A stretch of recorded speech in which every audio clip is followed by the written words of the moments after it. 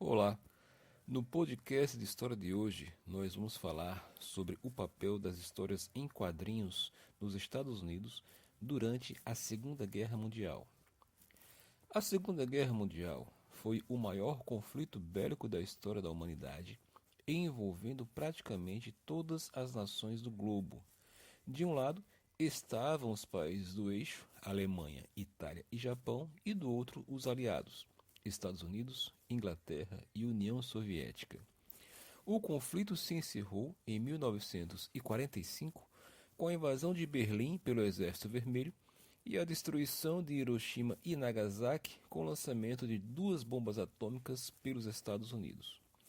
O conflito, iniciado no final da década de 1930, só caminhou para o seu término com a entrada dos Estados Unidos em 1941, após um ataque surpresa do Japão à base naval de Pearl Harbor. Esse evento mudou a divisão das forças e fez com que a opinião pública norte-americana se engajasse no evento.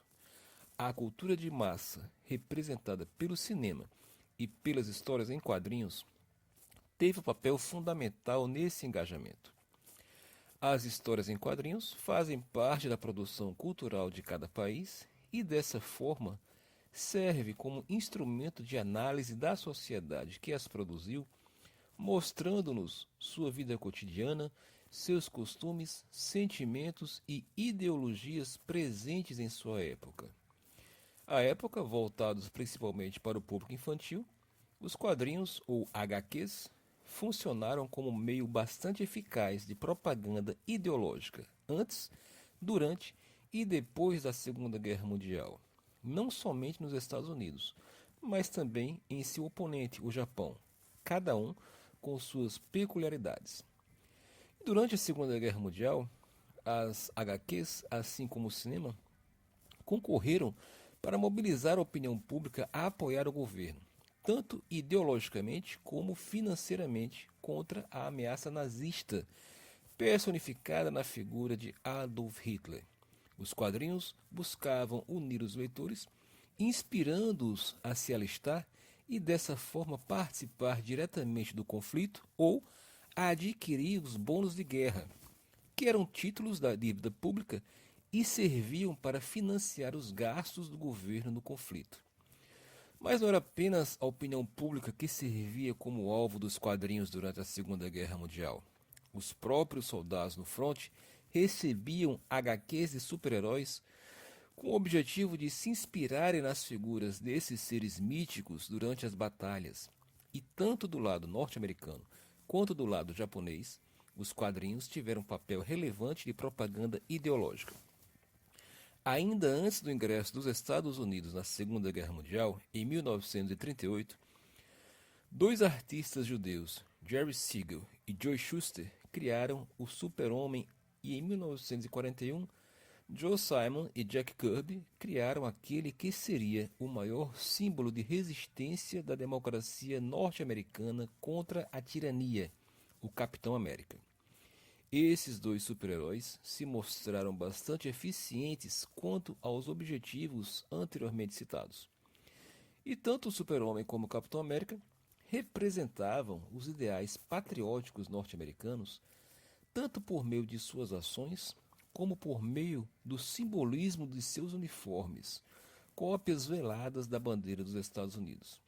Essa iconografia representava uma tentativa de incentivo ao patriotismo do público leitor, que, ao consumir tais quadrinhos, se identificavam com as ideias mostradas nas aventuras, podendo apoiar as tropas da melhor maneira possível, adquirindo mais bônus de guerra ou mesmo se alistando.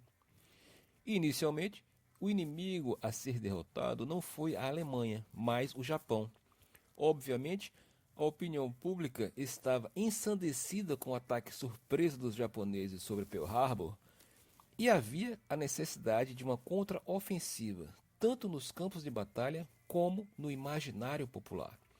Com isso, os japoneses passaram a ser retratados cada vez mais com feições inumanas, monstruosas.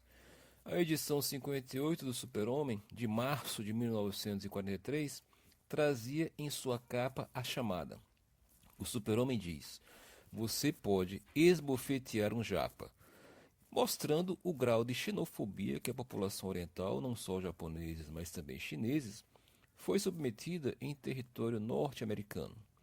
A edição 23 do Capitão América, lançada em março de 1943, trazia o super-herói dando um soco em um militar japonês enquanto proferia a frase: "Vocês começaram, agora nós vamos acabar com isso".